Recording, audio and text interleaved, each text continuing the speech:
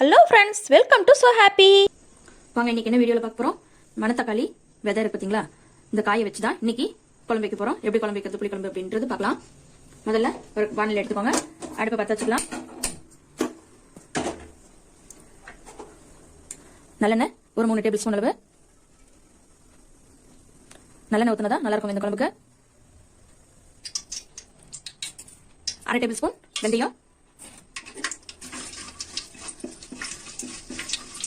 லேசாக வறுபட்டுங்க. வெங்காயம் பூண்டெல்லாம் போடும்போது அது அப்படியே ஆட்டோமேட்டிக்காக கலர் வந்துடும். அதனால நான் இந்த பூண்டை போட்டுறேன். 50 கிராம் பூண்டு நல்லா வதங்கட்டும். நான் இந்த கப்பில் 1/2 கப் எடுத்திருக்கேன். இதே கப்பில் 1 கப் வெங்காயம் எடுத்துக்கோங்க, சின்ன வெங்காயம். இதே 1 கப்பு அந்த மணத்தக்காளி காய் இங்கே எடுத்து வச்சிருக்கேன். ஒரு 3 தக்காளி எடுத்து நைஸாக அரைச்சி வச்சிருக்கேன். புளி ஒரு பெரிய நெல்லிக்காய் சைஸ் அளவு புளி எடுத்து கரைச்சி வச்சிருக்கேன். நல்லா வதக்கிக்கோங்க. ஓரளவு பாதி அளவு வதக்கி இருக்குங்க. இப்போ நம்ம எடுத்து வச்சிருக்கேன் 1 கப் வெங்காயம் போட்டுக்கலாம். அது கூடவே நான் இந்த மணத்தக்காளி காய் வெள்ளை எடுத்து வச்சிருக்கேன். நல்லா கழுவிட்டு அதையும் சேர்த்துக்கலாம்.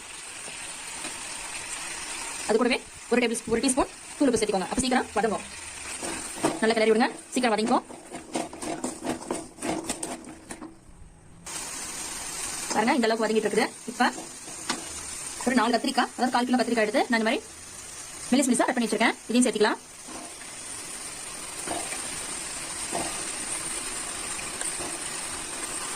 இதையும் நல்லா சேர்த்து வதக்குங்க.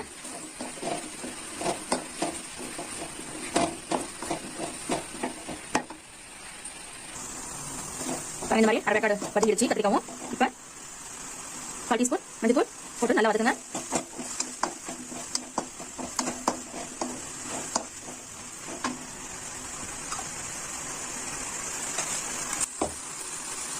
ஒரு டேபிள் ஸ்பூன் மிளகாத்தூள், காரத்துக்காக இன்னொரு 1/2 டேபிள் ஸ்பூன் மிளகாத்தூள் சேர்த்துக்கிறேன். ஒரு டேபிள் ஸ்பூன் தனி மல்லித்தூள், ஒரு டேபிள் ஸ்பூன் சாம்பார் பொடி. இதையும் சேர்த்து நல்லா வதக்கி விடுங்க. மசாலாலாம் இதில் பிடிச்சிக்கணும். அது வரைக்கும் இது வதங்கட்டோங்க. ஒரு 2 நிமிஷம் போல இப்படி இருக்கட்டும்.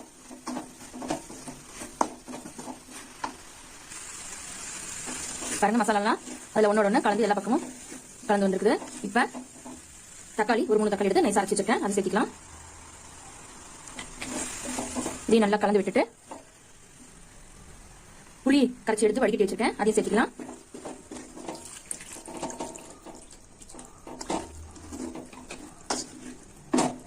இந்த காய் இதெல்லாம் வேகிறதுக்காக இதுக்கு தேவையான அளவு தண்ணி சேர்த்திக்கலாம். தக்காளி அரைச்ச தண்ணி எடுத்து வச்சிருக்கேன், மிக்ஸி கழுவி அதையும் சேர்த்திக்கலாம். இது வந்து 400 ml தண்ணி வருங்க. காய் வைக்கிறதுக்கு இது போதுமான அளவு.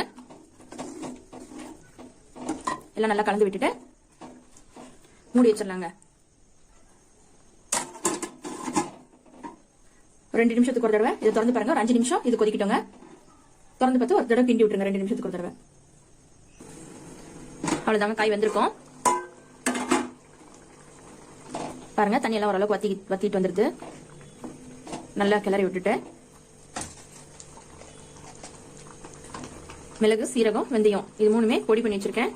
வறுத்து அது லாஸ்டா நம்ம தூவி விட்டுக்கலாம். ஒரு 1/2 டேபிள் ஸ்பூன். இந்த புளியோட எரிச்சல் இல்லாம இருக்கிறதுக்காக நான் ஒரு நெல்லிக்காய் சைஸ் அளவு வெல்லம் போட்டுக்கிறேன். நல்லா கலந்து விட்டுருங்க. ஒரு கொத்து மல்லித்தலை தூவி விட்டுறலாம். ஒரு கொத்து கருவேப்பிலை அதையும் சேர்த்து தூவி விட்டுட்டு ஒரு 2 நிமிஷம் போல அப்படியே சிம்மிலே இருக்கட்டுங்க. இந்த வெல்லம் கரைஞ்சி வரணும். இந்த பொடி அதோட கலந்துருக்கும்.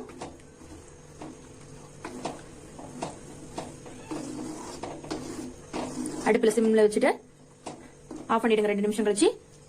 அப்புறம் ஒரு பவுல்ல நம்ம சர்வ் பண்ணிட்டு பார்க்கலாங்க. அவ்வளோதாங்க, ஒரு பவுலில் சர்வ் பண்ணிட்டு வந்துட்டேன். அருமையான நம்மளுடைய மணத்தக்காளி காய் குழம்பு சூப்பராக இருக்குங்க. நீங்களும் ஒரு தடவை இதே மாதிரி செஞ்சு ட்ரை பண்ணி பாருங்கள். இந்த வீடியோ உங்களுக்கு பிடிச்சிருந்தா லைக் பண்ணுங்கள், ஷேர் பண்ணுங்கள், கமெண்ட் பண்ணுங்கள். மறக்காமல் நம்ம ஸோ ஹாப்பி சேனலை சப்ஸ்கிரைப் பண்ணிவிடுங்க. தேங்க்யூ.